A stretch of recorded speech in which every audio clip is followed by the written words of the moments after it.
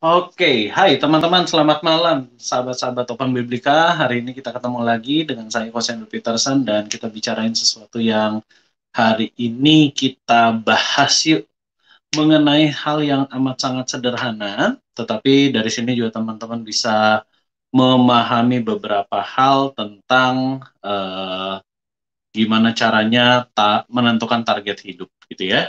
Nah, dari menentukan target hidup ini nanti teman-teman akan berdiskusi dengan saya. Saya juga sudah berikan berikan linknya ini, misalnya teman-teman bisa lihat linknya di sini ya. Dan silahkan diketik untuk buat teman-teman yang mau nanti ikutan, teman-teman bisa ikutan gitu ya. Jadi hari ini kita mau membahas tentang beberapa hal, khususnya adalah berbicara tentang target hidup. Dan hal yang menarik tentang target hidup ini, banyak orang yang dalam tanda kutip nih ya, salah menerjemahkan tentang target hidup. Saya akan berikan kisi-kisinya supaya nanti teman-teman bisa mengulanginya dan memanfaatkannya di rumah. Caranya nonton lagi aja. Dan kemudian dari sini nanti pasti ada beberapa hal yang nanti teman-teman bisa berdiskusi dengan saya dan kemudian bisa mempraktekannya juga. Dan dari sini nanti akan jadi bahan perenungan buat teman-teman setelah video ini selesai, gitu ya. Dan kalau teman-teman sudah siap untuk kita membahas sesuatu di sini, saya ngundang teman-teman untuk ambil kertas, ambil bolpen, ambil alat tulis teman-teman, supaya kita benar-benar bisa berdiskusi dengan cara yang tepat, enak, asik. Kemudian teman-teman bisa langsung sambil praktek as usual gitu ya. Saya kan suka dengan yang namanya praktek. Dan jika teman-teman nanti ada kesulitan di area-area praktek ataupun ada pertanyaan, teman-teman bisa klik link yang tertera di sini gitu ya.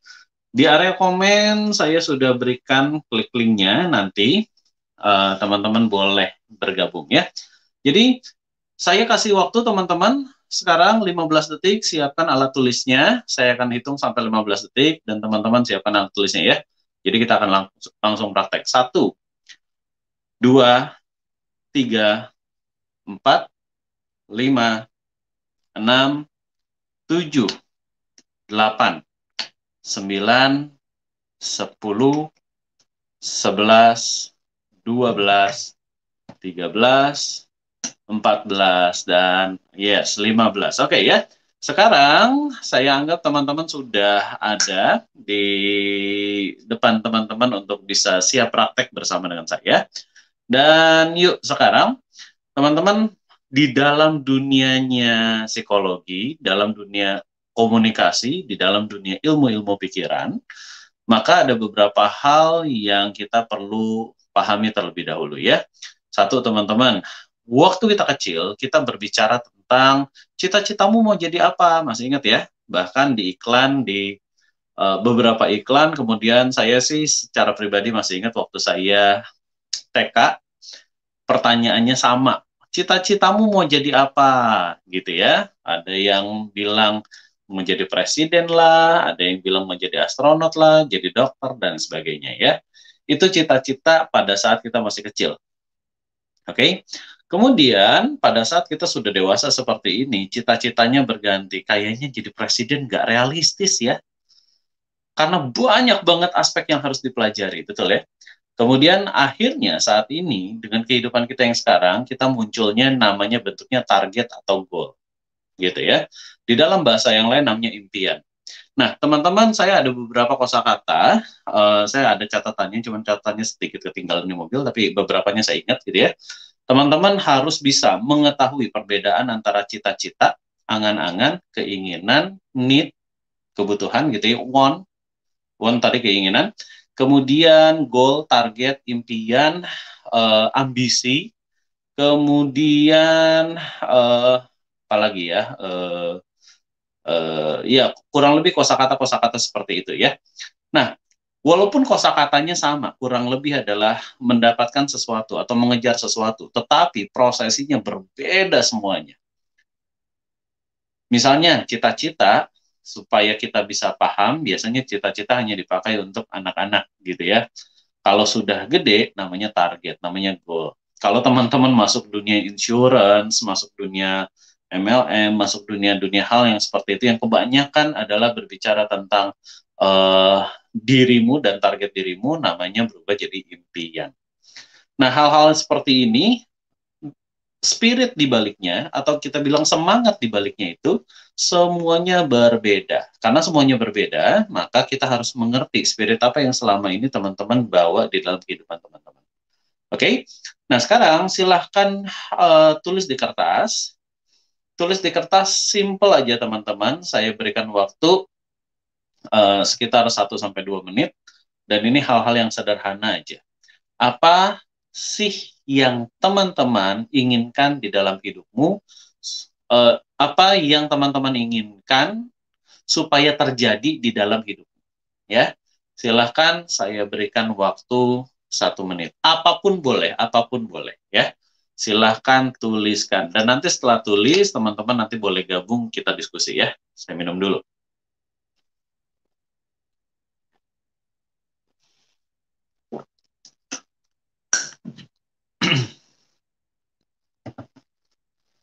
Silakan tulis dalam waktu 1-2 menit di layar saya, di layar laptop saya di sini kelihatan kok jamnya gitu ya. Jadi saya bisa tahu 1-2 menit itu sampai berapa lama.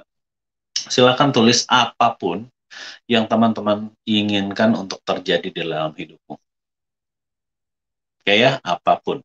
Mau pekerjaan baru boleh, bisnis lancar boleh, punya duit sekian oke. Kemudian berikutnya adalah apalagi ya, buat Anda yang jomblo pengen punya pasangan ya monggo gitu ya. Kemudian juga berbicara tentang pengen jalan-jalan ke luar negeri as usual gitu ya, buat kita yang udah PSBB selama sekian tahun pengen banget bisa jalan-jalan, oke? Dan seterusnya. Pokoknya teman-teman silahkan tuliskan apapun yang dirimu mau, oke? Lakukan sekarang. Sisa waktu tinggal 1 menit lagi. Ya. Apapun teman-teman silahkan tulis. Silahkan tulis. Ya. Saya kasih bannernya di sini ya. Silahkan tulis apapun yang teman-teman kehendaki dalam sebuah kertas.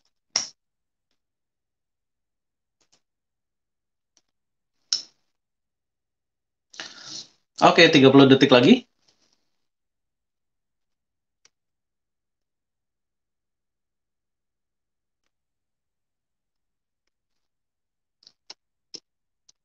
Lima 15 detik lagi. Sudah ya? Oke. 10, 9, 8, 7, 6, 5, 4, 3, 2, 1. Oke, good. Terima kasih teman-teman. Buat yang ikut berpartisipasi sudah menulis, teman-teman akan dapat manfaatnya lebih banyak ya. Nah, yuk sekarang teman-teman silahkan pikirkan apapun, boleh lihat ya catatan yang teman-teman tulis, silahkan dilihat saat ini. Dan apapun yang teman-teman tulis saat ini, silahkan pikirkan, renungkan. Jawab pertanyaan saya ini supaya teman-teman bisa dapat satu pemahaman yang benar-benar mendasar sekali. Oke ya, mendasar sekali. Sekarang, saya nggak tahu teman-teman jawabannya ada berapa. Mungkin ada 5, mungkin ada 3, mungkin ada 10, mungkin ada jawaban yang lain, saya nggak tahu gitu ya. Tapi singkatnya begini, pilih salah satu yang menurut teman-teman menjadi prioritas. Gitu ya. Apakah prioritasnya adalah pindah kerja? Apakah prioritasnya adalah membangun usaha? Apakah prioritasnya adalah punya income? Apakah prioritasnya adalah punya pasangan dan lain sebagainya? Silahkan dituliskan. Silahkan dipilih, sorry. Silahkan dipilih sekarang. Oke ya, satu aja. Oke. Nah, kalau sudah dipilih, sekarang saya mengajak teman-teman untuk bisa merenung ke dalam diri. Silahkan tutup mata Anda, tutup aja sebentar aja. Dan sementara teman-teman tutup, fokuskan pikiran pada hatimu. Fokuskan pikiranmu pada hatimu. Ya. Fokuskan pikiranmu pada hatimu. Sekarang pertanyaan saya adalah seperti ini.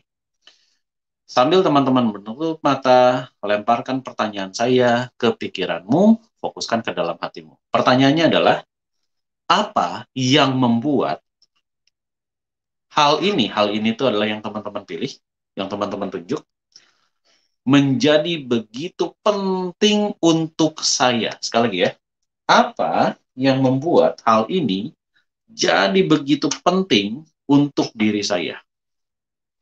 Munculin jawabannya dari dalam hati. Sekali lagi ya, munculin jawabannya dari dalam hati. Kalau sudah muncul, buka matamu, tulis. Gitu ya.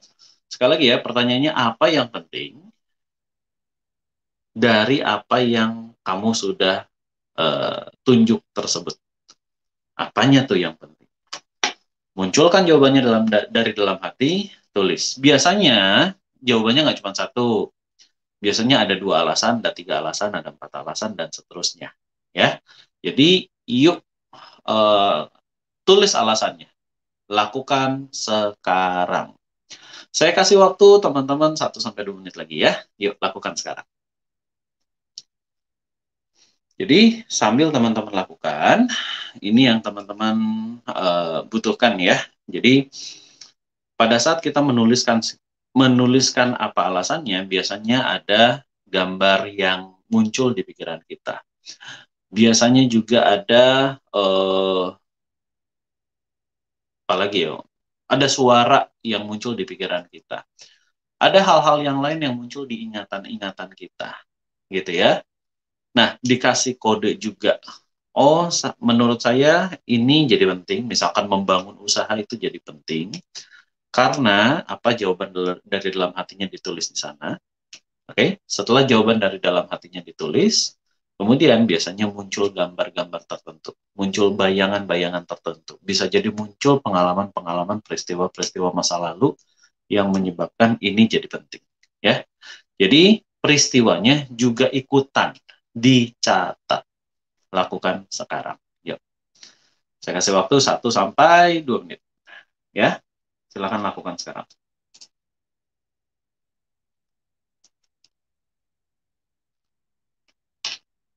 Oke.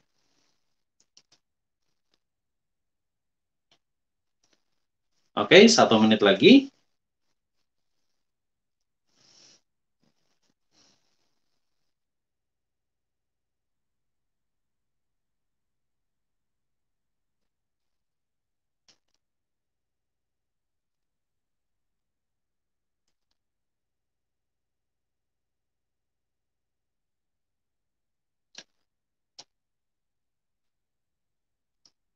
Empat 45 detik lagi.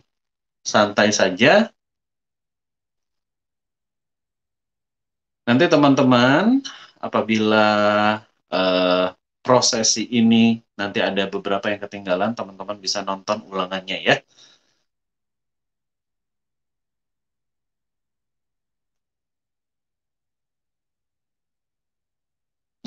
20 detik lagi. Tenang, tenang. Ini bukan ulangan ya. Santai saja. Jawaban yang salah pun tidak masalah. Sebenarnya tidak ada jawaban benar, tidak ada jawaban salah. Tapi apakah yang teman-teman jawab adalah sesuatu jawaban yang efektif? 3, 2, 1. Oke, ibaratnya lagi. Terima kasih buat teman-teman yang sudah stop dulu saat ini. Nah, sekarang kita ibaratkan beberapa hal tentang yang namanya teman-teman menulis ya. Jadi, waktu teman-teman menulis target, itu adalah ya target gitu ya.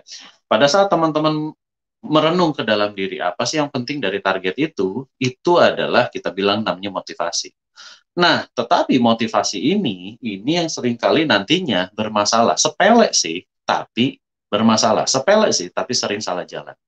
Kenapa? Teman-teman bisa cek lagi jawabanmu.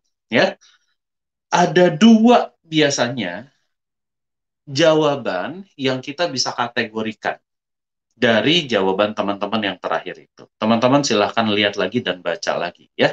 Kemudian nanti dirasakan di dalam hati. Sekarang saya kasih lihat jawabannya apa. Seringkali ketika orang berbicara, kenapa sih target ini penting? Karena ada alasan di masa lalu. Waktu kita berbicara tentang alasan di masa lalu, biasanya cuma ada dua. Antara balas dendam atau mendapatkan inspirasi. Oke ya? Antara balas dendam atau mendapatkan inspirasi. Kalau teman-teman lagi melakukan balas dendam, teman-teman silahkan cek lagi di kata-kata yang tadi kamu sudah tulis. Kalau teman-teman pengen terjadi seperti itu karena mendapatkan inspirasi, tolong cek lagi ya. Cek semua kalimat kata demi kata dan juga semua perasaan yang teman-teman sudah rasakan. Oke, fungsinya apa sih? Fungsinya adalah supaya nanti teman-teman bisa memahami bagian mana yang ternyata teman-teman lelah dalam tanda kutip ya, lelah dalam mengejar target tersebut. Contohnya begini, yuk sekarang saya asumsikan teman-teman sudah mencatat semuanya ya. Sekarang lihat catatanmu. Saya akan analogikan begini, ada orang yang pengen dapat pacar karena ditinggal pacar yang lama.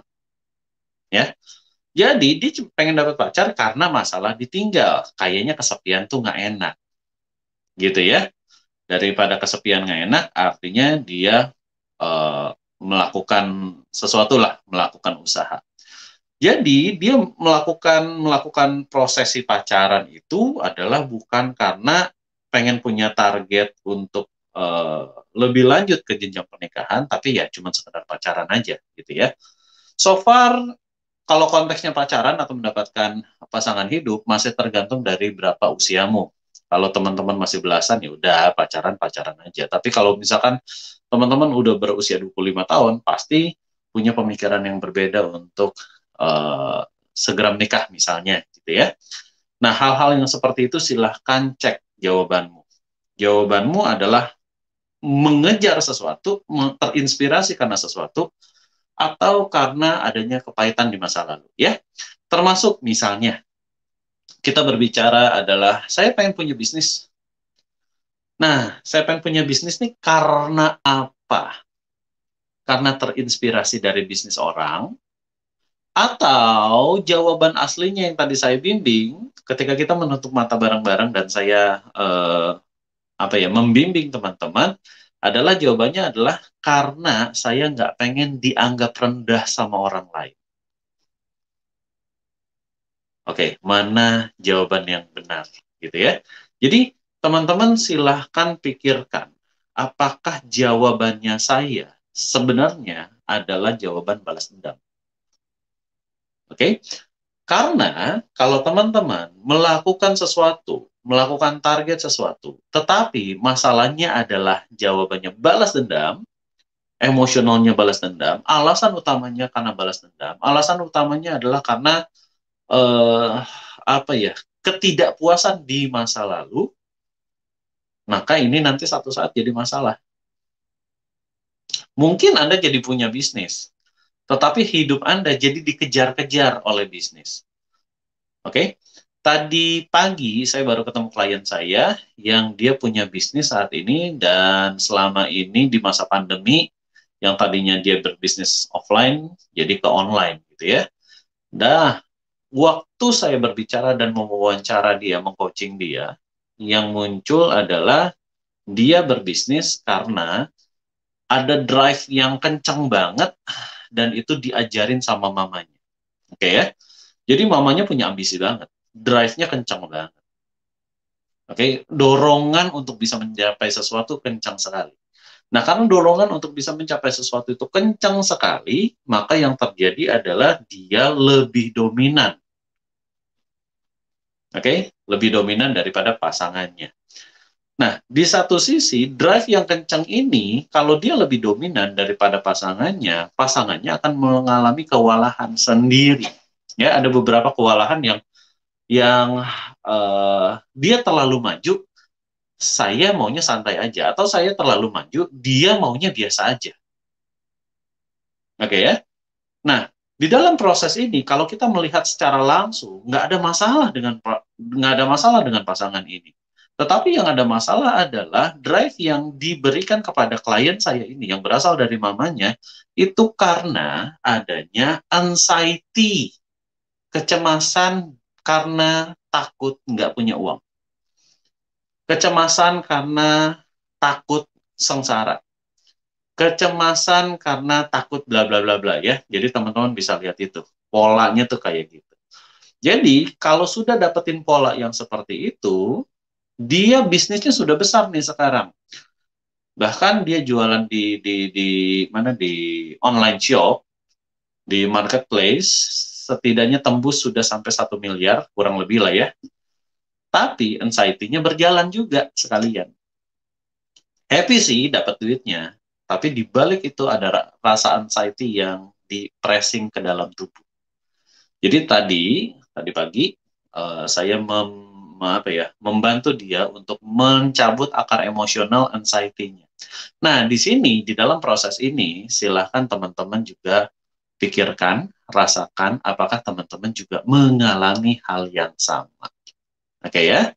Nah, dengan demikian, teman-teman sudah bisa memahami ya, ini gambaran yang amat sangat sederhana sekali dalam hal tentang target.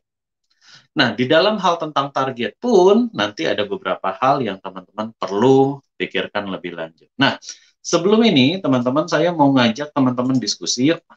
Teman-teman kita bisa diskusi, silahkan masuk ke StreamYard ini.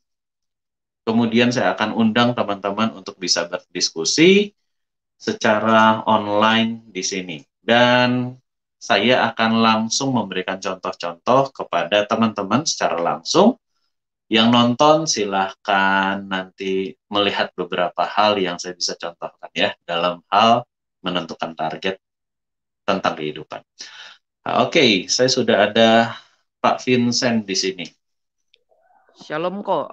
Aku kan nilainya kadang apa tuh aku pengen dapat nilai bagus targetnya karena takut gak naik kelas dari dulu. Makanya kadang nilainya aku itu down kok. Itu kira-kira targetnya kayaknya salah deh. Makanya bikin aku kadang nilainya down, naik turun gitu. Oke, kapan pertama? Oke, kamu kelas berapa sih? Kelas 9 kok, yang di Ya. Telegram kok. Oh, iya, iya, iya, iya. Oke, thank you. Nah, padahal kemarin saya udah jawab ya pertanyaan kamu ya. Ya, untuk jadi master kan. Iya, Kira-kira benar. itu cara apa tuh benar-benar bikin yakinin target kita itu target kita, cara merubah alasan target kita gimana kok? Kan aku Oke, udah tahu ya. nih alasan target aku itu masker, jadi master. Oke, Tapi ya. biar kita merubahnya itu gimana kok? Oke, nomor satu gini ya, karena kamu masih kelas 9, buat teman-teman yang lagi nonton di YouTube, ini saya cerita dulu. Jadi Vincent, kita saya disapa Vincent di grup ini, t.me/dunia psikologi ya. Buat teman-teman yang belum masuk dunia psikologi, silakan masuk di sini. Karena di sini nanti saya akan jawab pertanyaan-pertanyaan teman-teman gitu. Dan kemudian kemarin ada Vincent yang telepon, bukan telepon sih, dia chat di grup dan kemudian saya memberikan voice note kepada dia. Nah, sekarang dia yang telepon. Thank you ya Vincent ya. Jadi gini Vincent, nomor satu ya, saya jawab pertanyaan kamu pelan-pelan terlebih dahulu supaya kamu benar-benar paham. Nomor satu, kamu kan punya rasa ketakutan nih, punya rasa ketakutan, kecemasan, kekhawatiran apapun lah ya bentuknya Ya kok, ketika kamu gagal. betul Oke, kok. pahami itu dulu ya. Nah, kemudian yang saat ini kamu ngerasa gagal karena kamu masih umur berapa sih? 15 tahun ya, kurang lebih ya. 14 kok, 14. 14, oke. Karena kamu masih umur 14 tahun, maka ini yang kamu harus lakukan. Saya nggak akan mentreatment kamu. Dalam arti kata gini, saya nggak akan melakukan terapi apapun buat kamu. Karena di umur 14 kamu, di umur 14 ini yang kamu perlu lakukan adalah mencari alasan, mencari kejadian-kejadian, experience, dan juga eksperimen tentang diri kamu, supaya kamu punya kuat pondasinya untuk bisa jadi master. Nah, kalau yang dari pertanyaan kamu yang satu ini, saya nggak akan langsung bisa jawab. Karena kamu per hari ini belum cukup matang experience-nya. Jadi per hari ini, walaupun saya sudah jawab gitu ya, kamu harus jadi master. Mastering di bidang hal-hal yang tadinya kamu nggak suka. Gitu. Belajar untuk jadi master di bidang yang selama ini kamu takutin. Gimana caranya? Eksperimen yuk. Apa sih mata pelajaran apa sih yang kamu takutin? Mandarin, IPA, Science, dan reading English gitu sih kok. Oke. Gini, oke, yuk saya jelasin satu-satu. Mandarin, kemudian IPA gitu ya, kemudian reading English. Oke. Yang paling mudah terlebih dahulu ya. Paling mudah terlebih dahulu. Misalkan contoh IPA. IPA itu agak sulit dipahami kalau kamu tidak lakukan praktek. Saya anggapnya begini. Tipe-tipe manusia itu ada banyak. Ada yang tipenya visual, membayangkan sesuatu baru paham. Gitu ya. Kemudian ada yang tipenya auditory, mendengarkan sesuatu baru paham. Ada yang tipenya kinestetik, melakukan sesuatu baru paham. Dan yang namanya fisika lebih kena di otak ketika kamu melakukan sesuatu. Gitu. Apapun yang dipelajari tentang dunia fisika, kamu boleh ketemu sama teman-teman kamu, bikin eksperimen-eksperimen tertentu yang kamu lihat langsung, kamu ngerjain dengan tangan kamu sendiri, dan kamu bisa langsung lihat hasilnya. Di situ akan tercetak dengan cara yang lebih mudah. Ya, itu satu. Kalau berbicara tentang bahasa dan juga bahasa Mandarin maupun Inggris ya, yang satu ini bagaimanapun mau nggak mau, kamu harus dipaksa untuk ngomong Inggris sama orang lain. Sebisa mungkin, buat saya nih ya, kamu di kota mana? Jakarta. Oke, kalau kamu di kota Jakarta, sebisa mungkin nih ya, kamu silahkan masuk ke Facebook group, kemudian ketik grup apa ya? Grup yang ada komunikasi bahasa Inggris. Gitu. Apapun grupnya, kamu ketik aja di sana. Kamu masuk, kamu join dengan teman-teman yang mau belajar mau berkomunikasi, bukan belajar, mau berkomunikasi tentang bahasa Inggris ataupun bahasa Mandarin. Kamu masuk di sana, cari teman di sana, komunikasi dengan mereka, telepon dengan mereka, dan lain sebagainya. Gitu, ya. Kamu cukup lakukan itu dulu. Kan saya baru bisa ngomong gini karena kamu masih umur 14 tahun. Nanti kalau misalkan kamu masih punya kesulitan, tapi umur kamu berbeda, katakanlah kamu umurnya 25 tahun, jawaban saya pasti akan berbeda juga. Gitu. Ya, tapi kalau untuk sekarang, begitu dulu jawaban saya buat kamu. Ya, makasih kok. Oke, thank you ya, Vincent ya. Yes, buat teman-teman yang lain, jika mau bergabung silahkan lihat di sini streamyard.com/kakak dan sebagainya. Saya sudah lakukan di komen. Jadi di komen teman-teman bisa gabung, klik aja di sana dan nanti kita langsung bergabung di StreamYard dan langsung online seperti ini ya. Oke, saya akan kembali sambil menunggu teman-teman yang mau gabung, saya akan kembali menjelaskan sesuatu ya. Jadi satu adalah berbicara tentang target. Nah, di dalam target hidup ini biasanya ada dua juga jawabannya. Jawabannya adalah saya ingin titik-titik-titik. Gitu ya. Itu jawaban yang paling sering muncul. Saya ingin mobil, saya ingin rumah, saya ingin bla bla bla bla, saya ingin ini, saya ingin itu, saya ingin ini, saya ingin itu ya. Tapi ada juga orang yang kedua. Yang kedua tuh tipenya kayak gini. Saya tuh nggak pengen begini. Saya tuh nggak pengen begitu. Saya tuh nggak mau tinggal di rumah ini. Saya tuh nggak mau mendapatkan pekerjaan yang tipenya begini. Saya tuh nggak mau mendapatkan pasangan yang tipenya kayak gini. Ada nggak dari antara teman-teman yang seperti itu jawabannya? Saya nggak mau jika bla bla bla bla. Saya nggak mau jika begini begini begini. Saya nggak mau jika begitu begitu begitu ya.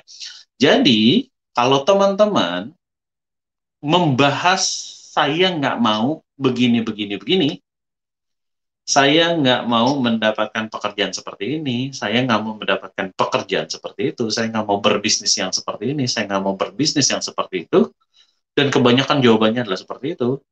saya mau bilang sesuatu, teman-teman sedang dalam masalah. Kok bisa?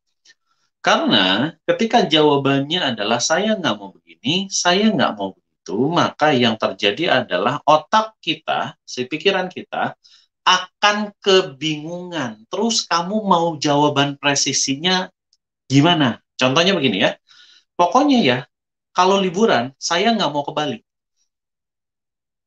Misalnya jawabannya begitu ya. Pokoknya kalau liburan, saya nggak mau ke Bali. Bandingkan dengan, pokoknya kalau liburan, saya maunya ke Surabaya. Teman-teman bisa bandingkan itu ya. Ketika ngomong, saya maunya ke Surabaya, ya jelas arahnya ke Surabaya. Tapi kalau ngomongnya, saya nggak mau ke Bali. Maka muncul pertanyaan berikutnya, terus maunya kemana? Ya, dan hal ini basic standar, tapi kebanyakan orang di dalam hatinya punya pertanyaan yang sama, punya target yang sama. Saya pengen punya bisnis karena saya nggak mau miskin. Bukan berarti dia mau kaya. Bedain. Ada orang berbisnis untuk mau kaya. Ada orang berbisnis supaya tidak miskin. Oke ya? Dua jawaban ini kelihatannya sama. Kedengarannya atau logikanya nyari sama. Tetapi isinya sama sekali berbeda banget. Ada juga ceritanya begini, ada yang mau berbisnis karena untuk membantu orang lain. Pernah nggak dengerin itu? Pernah ya? Ada beberapa orang, teman-teman kita, gue lagi bisnis ini nih. Tujuan lu ngapain bisnis? Mau membantu orang lain. Bagus nggak? Pertanyaannya biasanya nggak bagus. Jawabannya biasanya nggak bagus. Kenapa? Karena bisnis membantu orang lain itu adalah proses, bukan tujuan. Oke, sekali lagi ya. Kalau di dalam bisnis, kemudian kita berbicara bahwa ini adalah untuk membantu orang lain, maka definisi membantu orang lain adalah proses, bukan tujuan. Ketika dirimu berbisnis, tujuan akhir yang ingin kamu capai itu apa? Atau boleh dikatakan, saya akan tambahkan begini, tujuan continuity itu apa?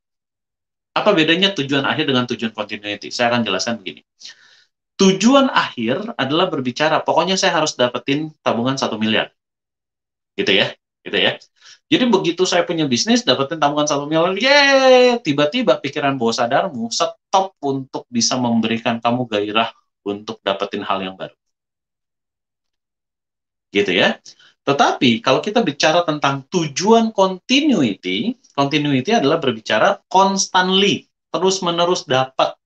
Saya pokoknya maunya dapatnya misalnya 200 juta sebulan misalnya. Maka itu akan terus-menerus terjadi dan tercapai. Dan itu jadi nggak stop. Dan ini pemahaman yang sederhana, tapi di luar sana banyak banget yang bermasalah dengan hal ini. Gitu. Maksudnya bermasalah apa sih? Maksudnya bermasalah itu begini ya. Kalau teman-teman pernah ikut seminar-seminar motivasi, kemudian pernah ikut dunia MLM, pernah ikut dunia apalagi ya, insurance, beberapa atau ikut dunia-dunia yang sejenis lah ya, kurang lebih ya. Beberapa orang bilang bahwa yuk create impian, tuliskan impianmu dan kemudian ditulis di papan yang besar gitu ya, namanya dream board. Cie, keren tuh katanya. Waktu kita menulis dream board, tulis tuh punya rumah, betul ya, punya mobil, jalan-jalan ke titik-titik-titik-titik gitu ya. Kemudian bikin yang namanya buku impian juga. Nah, ada beberapa orang yang tanpa sadar tersetting pikiran bawah sadarnya, oke, gue udah punya rumah, nyampe rumahnya sesuai dengan apa yang diharapkan, tiba-tiba bulan depannya atau tahun depannya income-nya stop. Kenapa? Karena impiannya sudah stop. Gitu. Kemudian apa yang terjadi? Dia bikin impian baru. Begitu impian baru dijadi, kok nggak jalan ya seperti impian yang pertama? Nah, kalau teman-teman merasa nggak jalan, sama seperti yang di awal-awal menit-menit awal saya ngomong, cek ke dalam hatimu. Cek ke dalam pikiran bawah sadarmu. Jangan-jangan pikiran bawah sadarmu menyetop dirimu. Oke, gitu ya. Oke, saya sudah ada satu orang yang mau bergabung. Loh, ini mah teman saya. Halo, Sister. Hai, ikut mau Hai. nanya-nanya dong. Oke, boleh. Suaranya jelas By the nggak? way, suara jelas, tapi namamu tidak tercetak di sini. Ya udahlah, nggak apa-apa. Ini Moria anyway, teman-teman. Siapa yang kenal Moria? Oh, banyak. Oke. Yes, apa yang mau ditanyain? Ini menarik banget ya. Aku coba mau tanya. Kalau ada seseorang yang mengatakan bahwa dia sebenarnya passionnya untuk menolong orang, gitu ya, menolong orang lain lah. Itu kayaknya tujuannya mulia ya, tadi disebutkan seperti itu. Iya, oke, terus? Melalui satu usaha atau bisnis. Nah, ternyata kita mau menolong banyak orang sebenarnya dengan cara kita punya kebebasan finansial lah ya. Jadi kita bisa memberikan bantuan, umpamanya ada orang yang anaknya nggak bisa sekolah atau keluarganya ada yang sakit harus ke rumah sakit, kayak seperti itu. Ternyata kita pengen menolong banyak orang nggak kejadian gitu loh. Karena semuanya kayaknya butuh uang. Apa kita mesti switch pikiran kita bahwa kita harus punya kebebasan keuangan dulu baru bisa menolong banyak orang atau gimana? Oke. Jadi ini pertanyaannya menarik, walaupun sebenarnya ada missing link ya dari pertanyaan ini. Maksudnya missing link tuh begini loh. Dia ngerjain apa dulu gitu ya. Tapi oke lah, saya jawab secara apa ya, secara gamblang sesuai dengan apa yang kamu lakukan. Nah, pertama adalah kalau kita berbicara target seperti itu, bedakan antara visi dengan misi. Di dalam visi, misi nanti ada target. Dan target ini ada goal. Pasti bingung nih buat teman-teman. Ayo, ya. Buat teman-teman, memikirkan visi, misi, biasanya cukup jelas ya. Visi adalah target jangka panjang, misi adalah hal-hal yang mesti dilakukan secara berkala, gitu ya. Kemudian, kok ada target lagi sih? Bukannya target itu adalah visi? Enggak, beda lagi. Gitu ya. Kemudian ada lagi goal. Hah? Bukannya goal sama target itu sama? Kebanyakan orang mikirnya kayak gitu ya. Padahal semuanya itu berbeda. Nah, di sini tadi Sister Moria berbicara tentang apakah kita harus ganti passionnya, gitu. Apakah harus ganti mindsetnya terlebih dahulu untuk jadi bebas finansial, kemudian bisa bantu banyak orang ya. Oke, saya akan jelasin pelan-pelan. Nomor satu, jika konteksnya berbisnis, maka fokus pada hasil uangnya terlebih dahulu. Kecuali dirimu sosiopreneur yang hubungannya sama membantu manusia. Contoh ya, saya punya teman, hubungannya adalah hanya membantu manusia. Dia memakai dana-dana CSR dari beberapa perusahaan, dia mengelola dana CSR itu, pertanggungjawabannya terhadap perusahaan juga bagus, gitu ya. Jadi sampai sekarang dia dalam tanda kutip menjadi sosiopreneur. Apa yang dia lakukan? Yang dia lakukan adalah kalau ada anak dari luar kota, anaknya misalnya punya sakit tertentu dan hanya di rumah sakit Jakarta saja yang bisa ngobatin. Maka apa yang dia lakukan? Teman saya ini, silakan yuk ke rumah singgah di sini, mamanya juga ada, dikasih makan, pengobatannya bahkan dibayarin. Gitu. Itu semuanya dari dana CSR, dari perusahaan-perusahaan gitu ya. Dan dia hidup dari situ. Hidup banget dari situ. Nanti satu saat saya undang deh ke sini. Saya undang untuk bisa live bareng gitu lah ya sama teman-teman. Jadi teman-teman bisa lihat bahwa ini loh orangnya. Nah, dengan proses kayak gini, apakah passionnya harus diubah? Saya mesti bilangnya tergantung dari bisnis yang dijalanin. Tergantung dari konsep yang dijalanin. Tapi kalau menurut pertanyaan dirimu nih, Moria, apakah harus switch dulu? Yes, pemikirannya harus switch dulu ke passive income. Setelah itu, bisa nolong dengan lebih lega, lebih bebas. Oke, gitu. Oke, thank you. Thank you. Udah, mau nanya apa lagi? Itu doang. Yang lain ada yang nunggu nggak nih? Nggak ada. Cuman dirimu aja kok. Jadi kalau kita menjadi sociopreneur itu berarti kita mesti apakah hanya butuh hati atau memang perlu modal juga? Gini loh, kalau kita berbicara target, nggak cuman sekedar satu aspek itu aja. Aspek profesionalitasnya mesti ada, aspek strateginya mesti ada, blueprintnya mesti ada, balance scorecard-nya mesti ada, aspek evaluasinya ada, SOP-nya ada, strateginya ada, technical-nya ada, skill, knowledge, information-nya mesti ada, dan aspek mentalnya mesti ada. Semua aspek koneksinya juga harus ada. Jadi nggak cuma sekedar aspek itu doang. Aspek itu komprehensif. Gitu ya. Jadi nggak cuma itu doang. Nah, pertanyaannya biasanya begini. Kebanyakan orang sudah punya skill-nya. Ada beberapanya kayak gini ya. Saya belum punya skill, tapi saya sudah punya target. Maka saya akan mengejar targetnya. Gitu ya. Nah, di dalam video ini, di dalam live-nya ini adalah berbicara banyak orang yang sudah punya target, tapi targetnya salah. Oke, tapi di luar video ini nanti kita juga akan bahas ceritanya begini. Banyak orang yang sudah punya target, skill-nya nggak ada. Banyak orang udah punya target, skill-nya ada, mentalnya lemah. Banyak orang udah punya target, mentalnya bagus, skill-nya ada, blueprint-nya kagak ada. Banyak orang yang udah lengkap mentalnya, targetnya, blueprint-nya bagus, skill-nya bagus, knowledge-nya bagus, koneksinya nggak ada.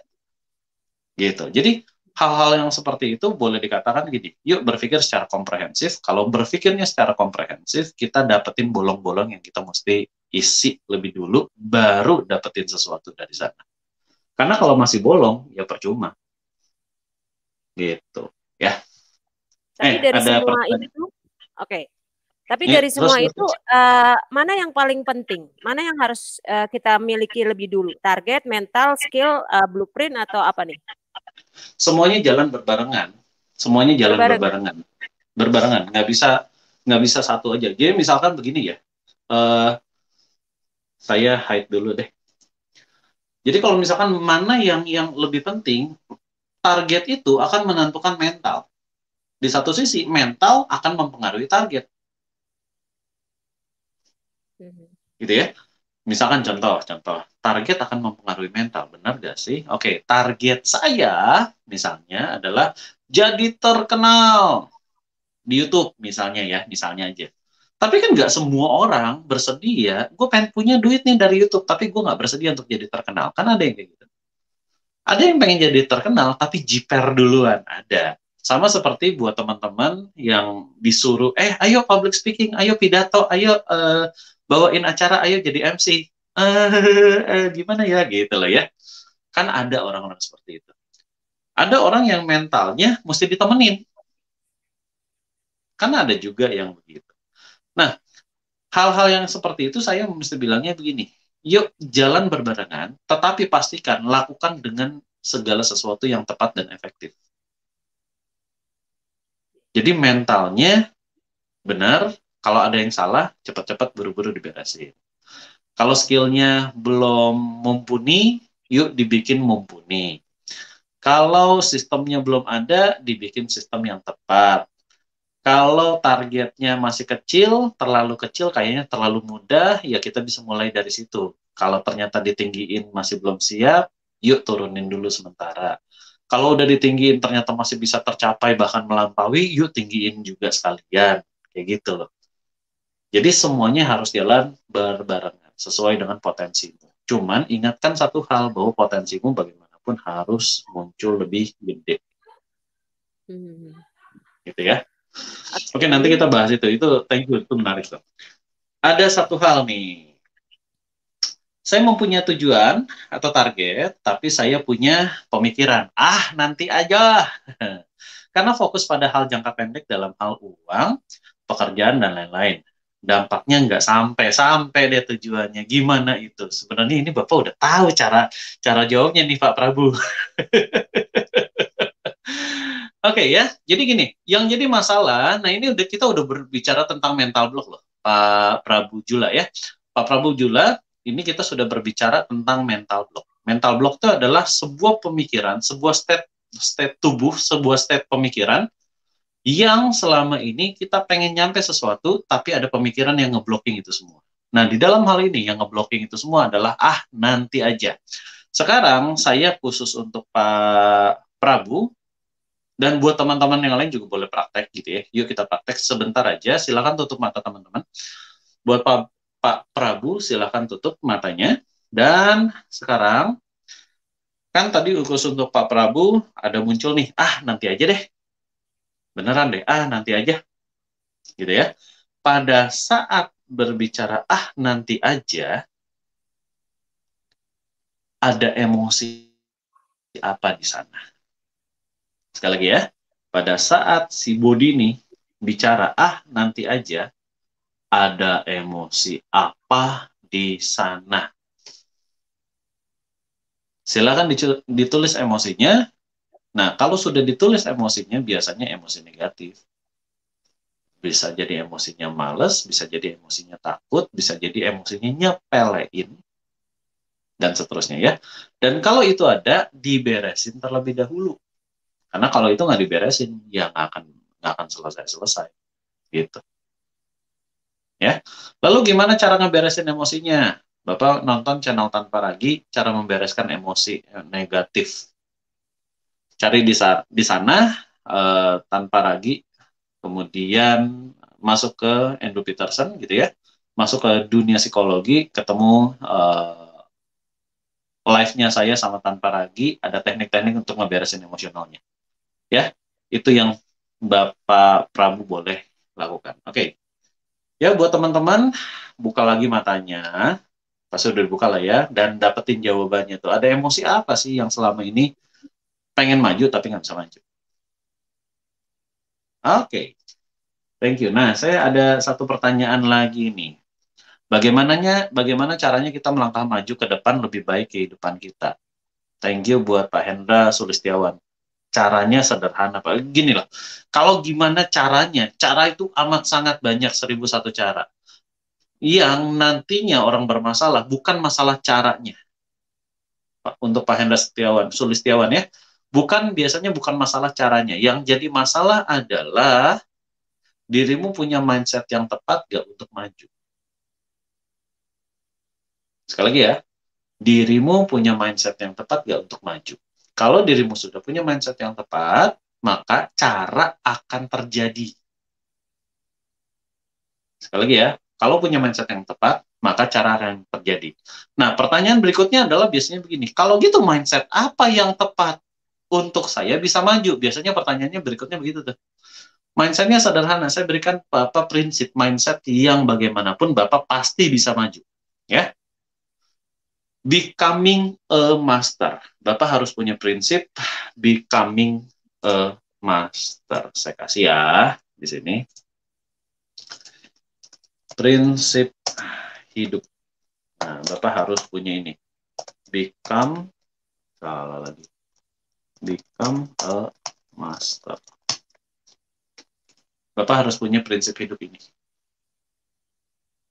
Oke, kalau Bapak sudah punya prinsip hidup ini, maka dari sini nanti Bapak bisa terus untuk terus untuk berkembang, mencari cara untuk terus berkembang.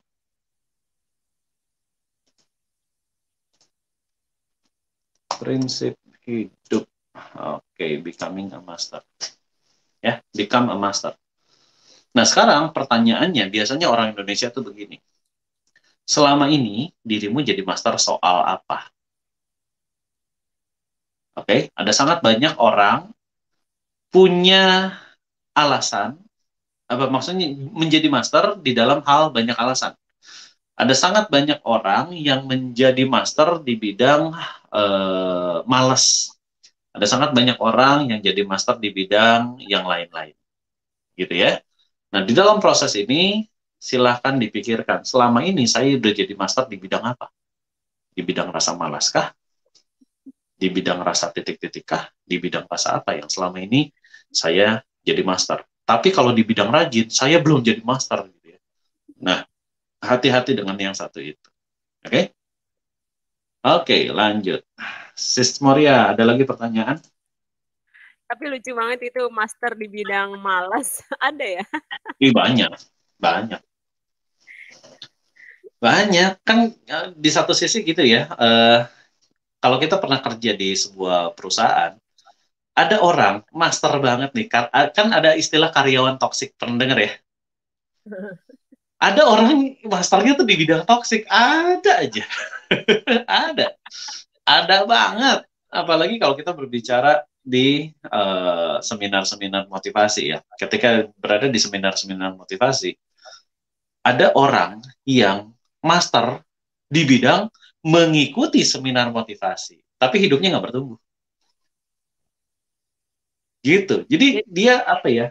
Addicted aja sama seminar gitu loh. Ada yang kayak gitu. Lucu-lucu deh. Tapi nggak pernah praktek berarti ya? Bukan nggak pernah praktek, karena missing link-nya tuh nggak ketahuan. Dia nggak kena missing link-nya tuh. Gue masalahnya tuh adanya di mana? Nah, Gitu.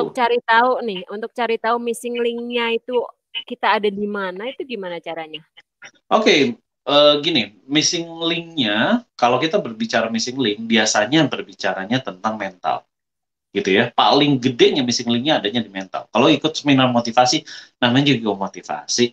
Berbicaranya adalah tentang apa? Tentang psikologi diri kan, motivasi itu. Kenapa? Singkatnya begini. Banyak orang ikut seminar motivasi karena sadar gue ini bermasalah soal motivasi, soal drive untuk mendapatkan sesuatu, gue bermasalah. Makanya dia ikut seminar motivasi. Kalau gue nggak bermasalah, ngapain gue ikut seminar motivasi? Kan begitu. Gitu. Masalahnya, kembali lagi menjawab pertanyaanmu. Missing link-nya adanya di mana? Missing link-nya adalah di mentalnya dia. Itu nomor satu. Nomor dua adalah di cara prakteknya dia. Dia selama ini praktekin apa? Bukan berarti dia nggak praktek loh. Tapi buat dia ada mental yang membuat dia salah praktek. Ada yang kayak gitu. Gitu. Seru ya. Seru. Kita kedatangan tamu lagi. Halo, Bu Yuliana Wong. Halo Coach, selamat malam. Hai. Nah, saya mau tanya yang kebalikannya nih dari Ibu Moria. Apa tuh? Silakan. Kalau misalnya target pertama untuk financial freedom gitu kan, baru nanti keduanya kan baru bisa mencapai orang gitu kan. Ya. Jadi maksudnya kan dia harus kerja dulu mencapai target penjualan lah atau apa gitu kan, baru dia dapat income. Akhirnya kan jadi bisa semangat gitu ya, membantu orang gitu ya. Aku kurang gitu nangkep sih tadi. Kalau kebalikannya, bagaimana tuh? Kebalikannya tuh kayak gimana? Jadi memang tujuan dari awalnya itu memang untuk bantu orang gitu. Tapi karena dia keterbatasan, maksudnya dia memang kerja juga gitu kan. Tapi kalau misalnya belum mencapai target dari misalnya untuk bantu orang misinya misalnya ya lumayan lah ya, kalau bisa ya tapi kan as a team nggak bisa kita nggak bisa bantu orang sendirian, harus bersama-sama as a team. Nah kalau untuk saat dia mulai pertama kali jalan itu sendirian, nah itu gimana? Oh, kalau dia pertama kali jalan sendirian, itu gimana? Saya butuh tahu. Sebenarnya saya butuh tahu ya, dia mau bantu orangnya dalam tipe apa dulu? Karena bantu orang tuh tipenya kan beda-beda ya. Tapi sama ini satu lagi nih, kita kan bantu orang, tapi kita nggak, kita kan berharap itu, jadi jangan sampai kita bantu orang, malah kita nggak tahu, malah menjerumuskan orang itu lebih dalam lagi, misalnya kan gitu. Ada kan yang, nah jadi gimana gitu loh untuk tahu, gue ini jadi di jalan yang benar apa kagak sih? Maksud aku selain dari samping berdoa lah ya, gitu kan. Ya. Jadi nomor satu adalah Ibu mesti profiling dulu siapa yang mau dibantu, latar belakangnya kayak gimana, dan yang terpenting adalah ini yang biasanya jadi masalah ketika kita mau bantuin orang. Bagaimana mental orang yang mau dibantu. Gitu ya. beberapa orang yang ingin dibantu senang dengan bantuan. Dan akhirnya gue mendingan kayak gini aja deh karena banyak yang bantu. Nah, itulah maksudku, jangan sampai. Istilahnya, Bener ya? bisa dianggap istilahnya ini ya, jangan memberikan ikan, tapi berikan kail gitu mungkin ya.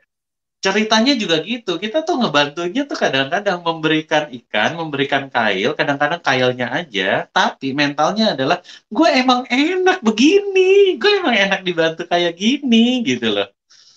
Bagaimana? Iya. Karena itu ya kekunci dianya, mentalnya kekunci begitu.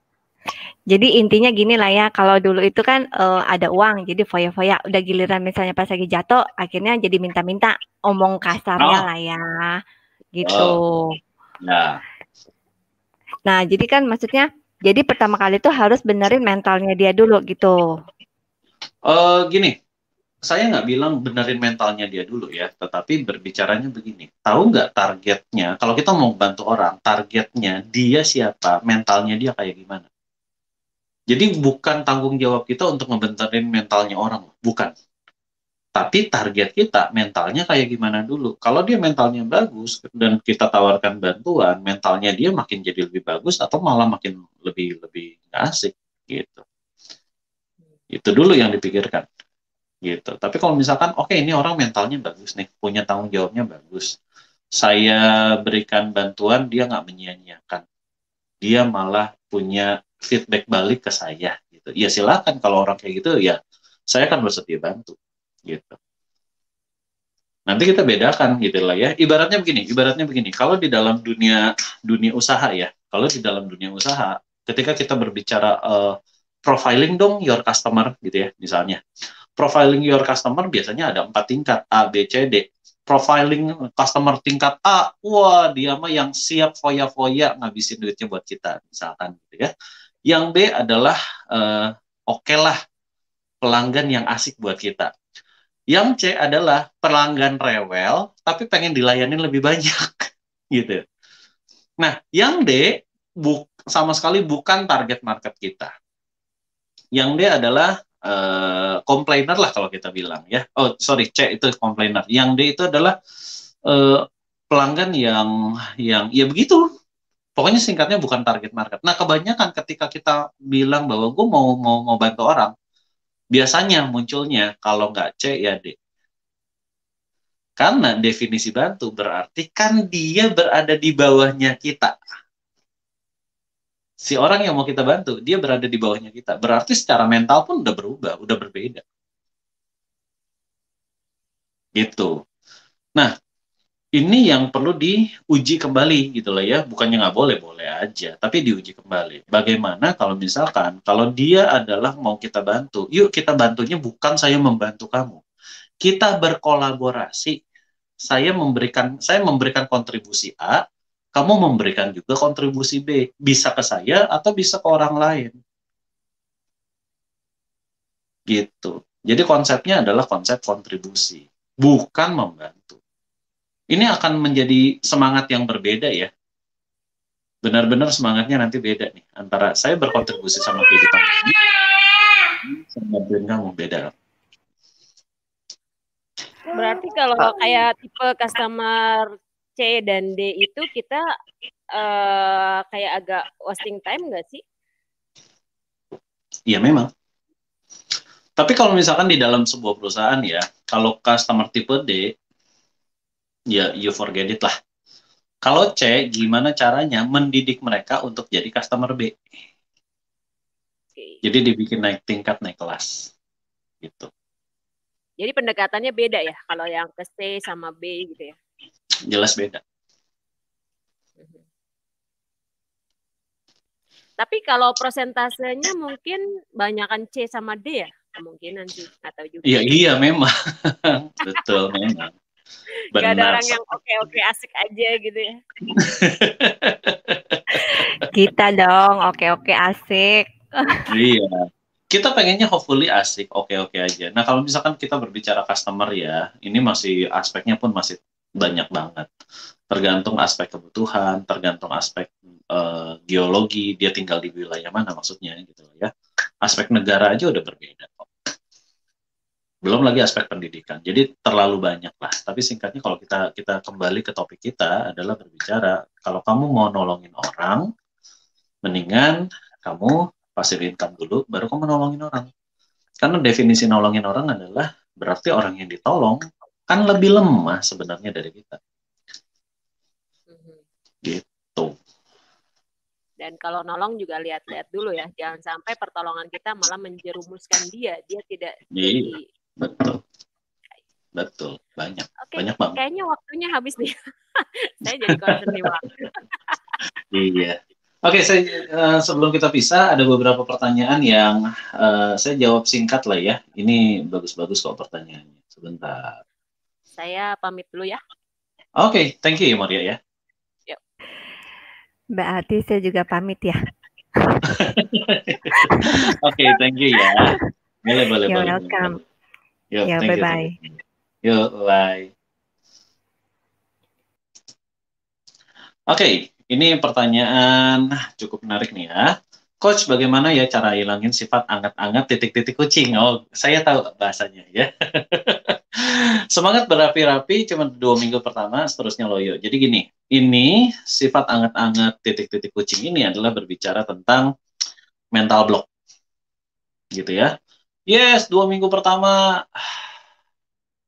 Yes, 2 minggu pertama. Besok-besok kalau ikutan dibakar semangatnya lagi entah sama siapa, ya akan terjadi pola yang sama. Dan kalau terjadi pola yang sama, ini hal yang menarik bahwa mental block yang dirimu punya lebih gede daripada semangat yang ditanamkan kepadamu. Oke? Kalau yang kayak gini, saya kasih berita buruk dan berita baiknya sekalian ya. Berita buruknya adalah yang namanya dimotivasi dengan cara apapun yang dirimu tahu, maka justru memunculkan mental block yang lebih besar. Itu berita buruknya. Berita baiknya adalah, kalau kamu mau benar-benar berubah, cabut mental blocknya. Gitu. Gimana cara cari cabutnya? Sebenarnya banyak. Mental block aja ada 19 tipe, kurang lebih ya. Kemudian cara cari cabutnya bisa jadi 60 teknik. Gitu. Nah, singkatnya, salah satu teknik yang paling mudah sudah saya sharing di channelnya Tanpa Ragi. Ya, cari nama saya channel Tanpa Ragi, kemudian ketik Andrew Peterson, kemudian nanti ada bagian emosional. Oke, cari di sana, lakukan tekniknya yang saya sudah berikan di sana, kemudian pasti hal ini mudah dengan sendirinya terjawab. Ya, oke, gitu dia.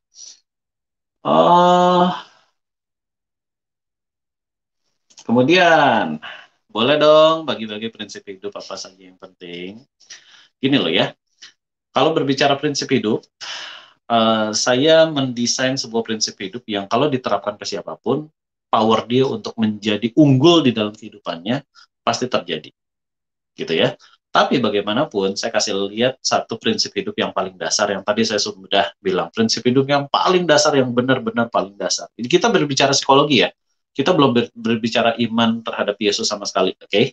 Nah, kalau kita berbicara tentang psikologinya, prinsip hidup yang paling dasar, yang benar-benar paling dasar untuk bisa membuat kamu bisa bertumbuh dan berkembang adalah becoming a master. Selama kamu nggak jadi master, kamu bukan siapa-siapa. Ya, tapi kalau kamu jadi master, you are one thing, you are something. Oke, gitu ya. Kemudian saya penasaran nih, kalau Bu Moria di tahap awal adalah financial freedom, berbantu orang, nah kalau ternyata kebalikannya bagaimana? Ini yang sudah dijawab ya. Oke, tadi saya sudah jawab pertanyaan ini, karena Bu Yuliana Wong juga udah bertanya hal yang sama. Oke, kurang lebih begitu ya. Nah, buat teman-teman, bagi prinsip hidup lengkapnya, cielah, minggu depan ya. Banyak kok prinsip hidup yang kalau udah dihierarkikan, hidup kita jadi enak. Banyak banget. Tapi mesti satu-satu, nggak bisa langsung semua. Kalau misalkan saya sebut nih langsung prinsip hidup saya 7 langsung sekaligus gitu, pasti bingung. Gitu. Tapi saya jelaskan prinsip hidup yang benar-benar basic, yang bisa nyampe ke segala area. Mau di area mana, pakai prinsip hidup yang sama pasti berkembang. Gitu ya. Saya akan kembalikan ke prinsip hidup yang pertama, becoming a master. Oke? Oke, gitu teman-teman. Dari sini semua saya sudah jawab pertanyaan yang ada di komen. Masih ada lagi nggak ya? Oke. Bla bla bla bla bla bla bla bla. Oke. Oke, sudah itu aja ya. Semua pertanyaan sudah saya jawab. Ditagi di grup Telegram ya, terserah dah. Boleh ditagi ya, silakan. Oke, buat teman-teman yang belum masuk di grup Telegram, saya kasih satu hal buat teman-teman ya, yang selama ini penasaran dengan bagaimana cara mengembangkan dirimu, gimana caranya mengatasi titik-titik-titik, gimana caranya saya punya masalah-masalah psikologis gitu ya, atau masalah-masalah di dunia pikiran, baik pikiran sadar, bawah sadar, pikiran tubuh, pikiran energi, maupun pikiran dunia spiritual, maka teman-teman bisa masuk ke t.me garing dunia psikologi. Teman-teman akan nanti ketemu saya, ketemu psikolog-psikolog yang lain, ketemu teman-teman yang bisa bantuin teman-teman lebih lanjut ya. Saya sering bikin saya sering bikin voice note di sana, dan teman-teman buat yang gabung, teman-teman bisa dengerin voice note-nya saya untuk dapetin pembelajaran yang lebih baik. Oke? Udah begitu dari saya. Terima kasih buat semuanya, buat teman-teman yang sudah gabung. Saya thank you berat. Semoga apapun yang saya sudah berikan di sini bermanfaat buat teman-teman. Silakan ulangi lagi jika teman-teman masih punya pertanyaan yang tadi sempat kelewat. Kalau yang masih punya pertanyaan dan pengen nanya, silakan ke t.me garing dunia psikologi. Nanti teman-teman bisa terkoneksi dengan saya ya. Oke, gitu aja dari saya. Terima kasih. Tuhan Yesus memberkati kita semua. Thank you. See you. Bye-bye.